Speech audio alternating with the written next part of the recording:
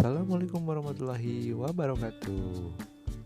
Halo teman-teman, pada pertemuan kali ini kita akan membahas sebuah materi, yaitu narrative text. Teman-teman di sini ada yang sudah tahu definisi dari narrative text? Yes, that's good. Sekarang kita lihat definisi dari narrative text. Narrative text is a type of text that connects a series of events and contains both fiction and non-fiction stories. The two forms of text use imaginative language and express emotions. Artinya, narrative text adalah jenis teks yang menghubungkan rangkaian kejadian dan berisi tentang cerita fiksi maupun non-fiksi. Dua bentuk teks tersebut menggunakan bahasa yang imajinatif dan mengekspresikan emosi. Jadi, itulah pengertian dari narrative text. Sekarang, yang perlu diketahui adalah tentang tujuan dari narrative text tersebut atau function of narrative text. Jadi, tujuan narrative text tersebut untuk apa sih? Function of narrative text. The purpose of narrative text is to entertain the reader and tell a story that happened in the past. There are several types of narrative text, including legend, fairy tale, fable, the journey of a voyage, folk tales. However, in this discussion, we focus on legend stories. Jadi, tujuan dari narrative text adalah untuk menghibur pembaca dan menceritakan kisah yang sudah terjadi di masa lampau. Jenis narrative text pun ada beberapa macam, di antaranya legenda, dongeng hewan, dongeng sebuah perjalanan, dan yang lainnya. Nah, yang selanjutnya adalah generic structure atau struktur umumnya. Jadi susunannya tuh apa saja yang ada dalam narrative text. Yang pertama adalah orientation. Apa sih orientation itu? Well, orientation, this part is setting the beginning of the story and introducing the character, including who, when, what, and where. Jadi, bisa dikatakan bahwa orientation adalah settingan awal cerita dalam memperkenalkan karakter-karakter yang berada dalam cerita. Bisa itu orangnya siapa, tempatnya di mana, terjadinya kapan, dan kejadiannya apa, dan sebagainya. Yang kedua adalah complication. Apa sih complication? Complication describe the problem in the story and how the main character solves the problem. This section covers situation, activities, or even that cause problems complex to their climax, which can be seen when a crisis arises.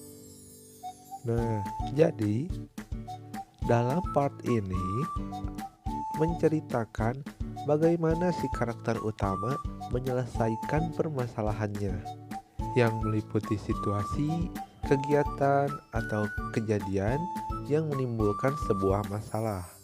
Sampai pada akhirnya nanti klimaksnya dapat dilihat ketika krisisnya muncul. Yang ketiga adalah resolution. In this part, crisis deslining are usually for the better, but can also be worse. Dalam bagian ini, biasanya kasusnya menurun ke arah yang lebih baik, tapi juga bisa lebih buruk, tergantung cerita yang ditampilkan. Yang keempat adalah reorientation. in this part usually indicates to the end of the story, is usually a happy or sad ending. Jadi, bagian ini adalah bagian akhir dari cerita. Dan bagian ini juga opsional. Apakah akhirnya akan berakhir bahagia atau berakhir menyedihkan? Unsur kebahasaan teks naratif. Yang pertama, past tense. Contohnya, killed, drunk, went, won, sent, etc. Yang kedua, adverb of time atau keterangan waktu. Contoh, once upon a time, today, one day, will, yesterday, etc. Yang ketiga, time conjunction atau konjungsi waktu. Contoh, when, then, suddenly, before, after, until, etc. Yang keempat adalah specific character atau karakter yang spesifik, bukan karakter umum. Seperti contoh Cinderella, Alibaba, Putri Salju, Ariel, etc. Selanjutnya, nomor 5 adalah action verb atau kata kerja aksi. Kata kerja aksi adalah kata kerja yang menunjukkan suatu tindakan. Contoh, killed, walk, wrote, stay, hug, etc. Yang terakhir, nomor 6 adalah direct speech, yaitu pembacaan langsung menggunakan present tense. Atau untuk lebih memudahkan, kita bisa langsung melihat kalimat yang menggunakan tanda petik. Seperti contoh, Princess said, "My name is Princess." Setelah membahas unsur kebahasaan dari teks naratif, sekarang kita akan lanjut ke contoh dari teks naratif. Dan kita akan coba menganalisis struktur umum dan unsur kebahasaan dari teks tersebut. Mari kita mulai.